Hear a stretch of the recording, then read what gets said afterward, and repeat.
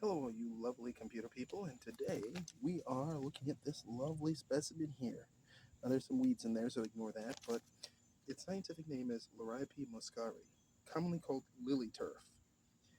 It is in the Asparagaceae family, which is the asparagus family, which, because a lot of things are, and its scientific name, Liriope, comes from the Greek woodland nymph, who is the mother of Narcissus, which would be the daffodils.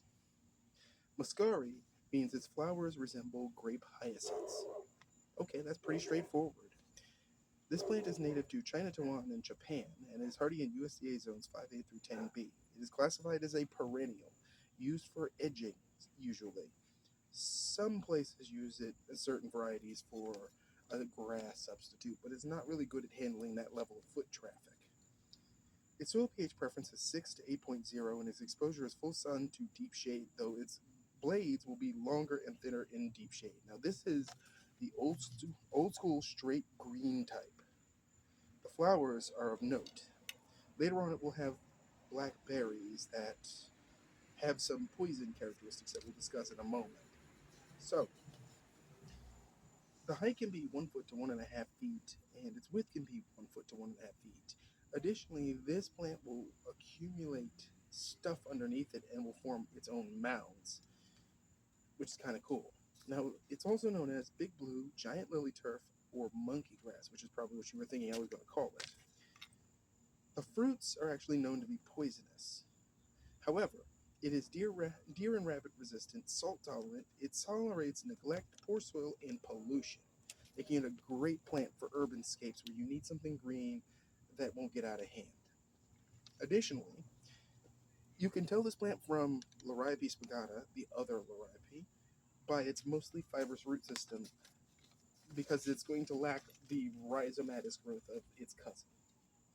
Beyond that, you can really tell it's happy when it blooms because these guys have not bloomed in a few years. And in fact, I'm going to do something I don't normally do. I'm going to pick up the camera.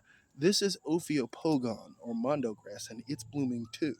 It's even blooming over there, which means this garden bed was a success. But anyway, that is blue lily turf.